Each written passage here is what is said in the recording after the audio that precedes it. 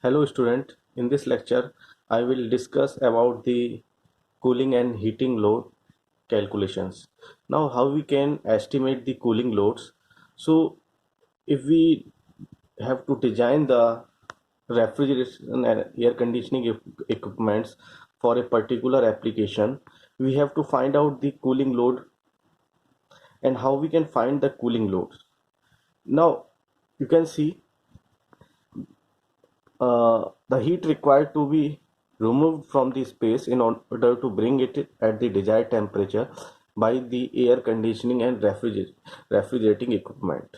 This is known as cooling load. Now, what is the purpose of this cooling load estimation?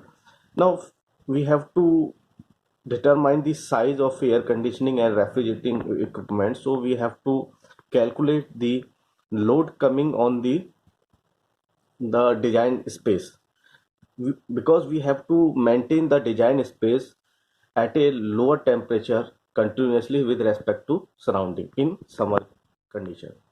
Now if we have to design the refrigerating equipments or air conditioning equipments for a particular applications, so we have to have a knowledge about the components of cooling load. What are the various components of cooling load? So you can see what are the various components of cooling load.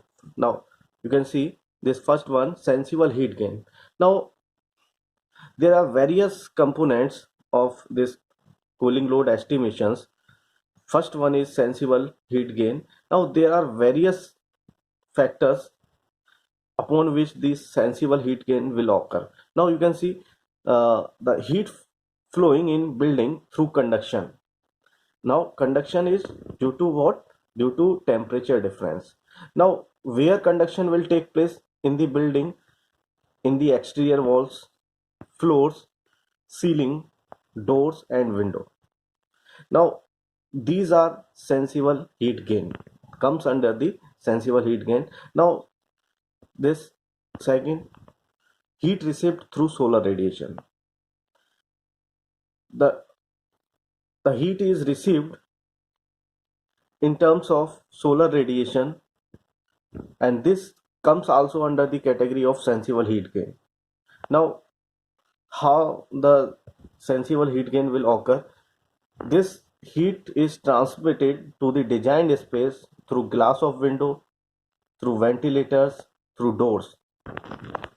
Now this glass of window transmitted some radiations, so transmitted solar radiations, solar wave in the form of solar waves, and this energy leak to the design space. So the cooling load will comes.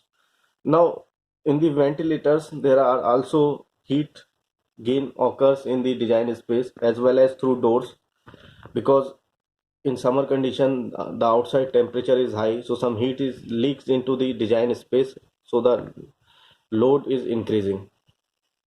Now heat absorbed by walls and roofs exposed to solar radiation. Right. Next, the space in the same building which is not air conditioner. In the centralized air conditioning or in the building where uh, we have to provide the air conditioning in different segments. So there are some segments where air conditioning is not required, but the heat will leak where we are not doing air conditioning, so some heat will leak into the design space. So we have to uh, see this point, and when we design the equipment this heat will be considered. Now heat given off light, we know that one form of energy is converted into another form, so these are electrical operating systems. So one form of energy is converted into another form, so this type of electrical energy is converted into heat. So heat is given off by lights, motors, machinery, cooking operations, industrial processes. Next, heat liberated by occupants. Now the persons involving in the design space also play a role in sensible heat gain calculations, because when a person is sitting at rest, it heat the heat liberated by that person is around 110 watt, and when the person is doing heavy work is around 400 watts. So when we design the air conditioning equipment for auditorium or any hall, we have to consider the heat liberated by the number of occupants or number of persons. Next, infiltration load. This infiltration load is also considered in the component of cooling load, because some there is some cracks in the window or opening of doors, so outside air leaks into the design space, and outside air is having sensible as well as latent heat, so we have to consider this infiltration load also. Next, heat gain through walls of ducts and fan works. We know that in case of centralized air conditioning, we are doing cooling in one place, and we have to required cooling at a certain distance from the centralized air conditioning. So we have to use the ducts, because we have to do uh, cooling in various zones. So duct work is required. So when we are providing the duct will also absorb the heat, so some heat gain will occur through wall of ducts and fan, because fan is mounted inside the duct. Now, after sensible heat, we have to find out the latent heat. So what are the various latent heats coming into the design space? You can see the moisture in the outside air. The moisture in the outside air is having the latent heats. So when the outside air will leak through infiltration in the design space, the latent heat will come in the design load. Next, due to the condensation of moisture from occupants. Next, due to the condensation of moisture from cooking process. So for designing any air conditioning components, we have to consider all the components of heat loads. So sensible heat loads and latent heat loads. So by finding out the total heat load, we can size the air refrigerating or air conditioning equipments. So now in this lecture, I will also explain about the components of various loads, cooling loads in detail. So you can see the sensible heat gain through building structure by conduction. We know that building is having a certain thickness. You can see this is a wall having thickness L. Now this wall is maintained at a outside temperature T naught and inside temperature Ti. Now this is the design condition. We have to maintain the design condition at temperature Ti. Now how we can find out the heat gain through a wall, because this heat transfer through the wall is generally calculated by the conduction process. So what is the overall heat transfer coefficient? How we can calculate this overall heat transfer coefficient?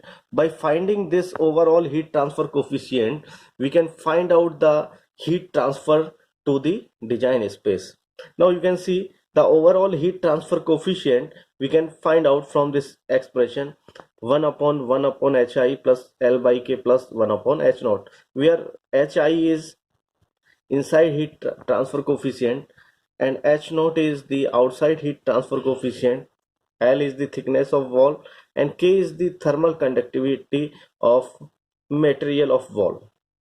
Now you can see the heat gained through a wall under steady state conditions we can find out from this expression, Q is equal to UA T naught minus Ti, where T naught is the outside temperature and Ti is the inside temperature, that is the design temperature required temperature inside the room.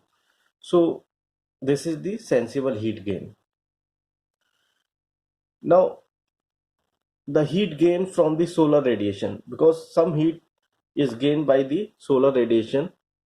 Now the what are the factors upon which this heat gain from solar radiation will take place? It will depends on the altitude angle of the sun. Now altitude angle of the sun is the altitude of locality, season of the year, and hours of day. Now what is the altitude angle of the sun? Altitude angle is defined as if an observer is placed at the earth's surface, and if we join the rays coming from the sun to the observer,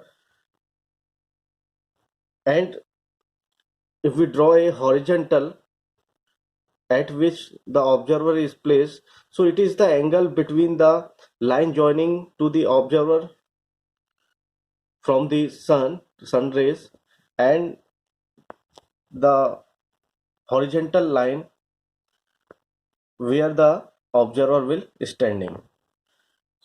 Next, the clearness of the sky. The heat gain is also depends on the clearness of the sky. Next one, position of the surface with respect to the direction of sun rays. Absorptivity of the surface. We know that the black surface is having higher absorptivity. So heat gain will also depend on the type of the surface. Next, ratio of overall coefficient of heat transfer of the wall to the coefficient of heat transfer of the outside air film. Next, temperature of the ground and surrounding object with which the heated surface may interchange radiant heat. So these are the heat gain occurs through the solar radiation, and if we have to design the air conditioning equipment, we have to consider the solar radiations. So these are the factors upon which the heat gain will depend. Now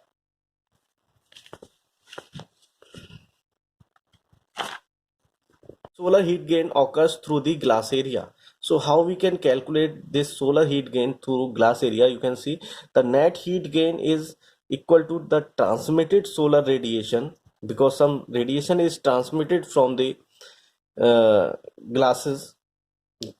So transmitted solar radiation plus heat flow by convection and radiation between glass and indoor surface. Now the heat flow by convection and radiation between glass and indoor surface is calculated. Absorbed solar radiation plus minus radiation and convection heat exchange between glass and outdoor surface. So you can find out the net heat gain. Now the heat gain due to infiltration. In summer condition where the temperature of the temperature inside the room is at a lower temperature than the ambient, so some if some air leaks through window cracks or through opening of doors into the design space, so heat load will occur. So so this infiltration air load will also consider. So due to the pressure difference between two sides of window and doors, because pressure difference occurs between two sides. Now on which factor this infiltration loads depends, you can see the wind velocity. It depends on the wind velocity and its direction, and the difference in density due to the temperature difference between inside and outside air. Larger the difference between the inside and outside, larger the infiltration load coming. Now how we can calculate the infiltration load? So you can see the two methods, the crack length method, and second one is the air change method. Crack length method is used where the greater accuracy required, where greater accuracy is required. Now air change method is mostly used, and according to this air change method, the amount of air infiltrated through window and wall is calculated by LWHAC by 60 meter cube per minute, where L is the room length, W is the room width in meter, and H is the height in meter, and AC is the air changes per hour. You can refer to the table in the book where the value air changes per hour is given. Now, how we can calculate the total room infiltration? It is taken as one half of above calculated value, that is LWHAC upon 60. Why this taken as one half? Because infiltration takes place on the windowward sides of a building.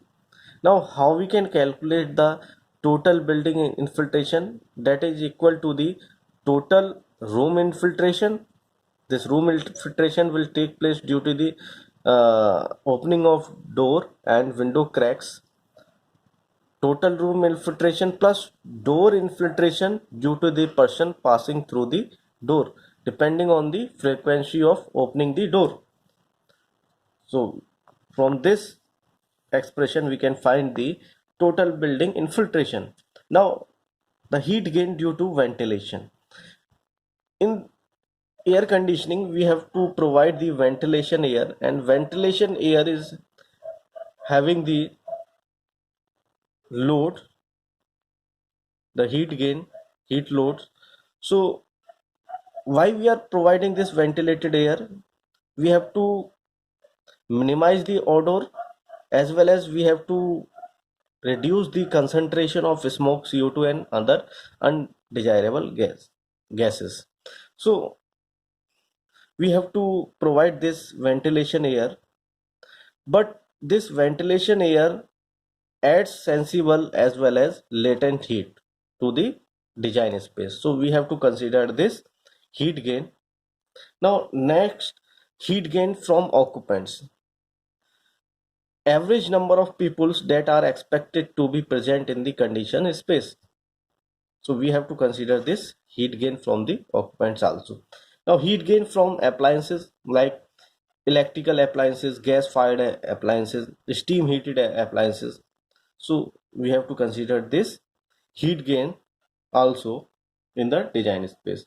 Now heat gain from products. So we have to consider the different loads coming on to the design space through products, like chilling load above freezing. So this is the chilling loads coming onto the design space. This is the freezing load expression, and the cooling load below freezing is find out from this expression. And next, product reaction or respiration heat. Every product is respirate or having reaction heat, so we have to consider the heat load coming through this product. So how we can find out the product's reaction or respiration heat? So QR is equal to mass into evolution of heat per kg of food per hour. So you can refer the table for the evolution of heat per kg of food per hour. When in numerical, this value of heat is given. Now next, heat gain from lighting equipments. Now heat gain from electrical light is given by total wattage of light, how much wattage of lights, into use factor, how much use, and this allowance factor. Use factor is find out by actual voltage to the installed voltage. Now what is the value of this use factor for residence, commercial stores and shop? The value of this use factor is very high, so this is about unity. And in industrial workshop, the value of this use factor is 0.5. Now what is the significance of this allowance factor? This allowance factor is given in this expression because in fluorescent tube the some power is used by the ballast. So we have to provide this allowance factor because some additional power is taken by this ballast. So next, heat gain from power equipments.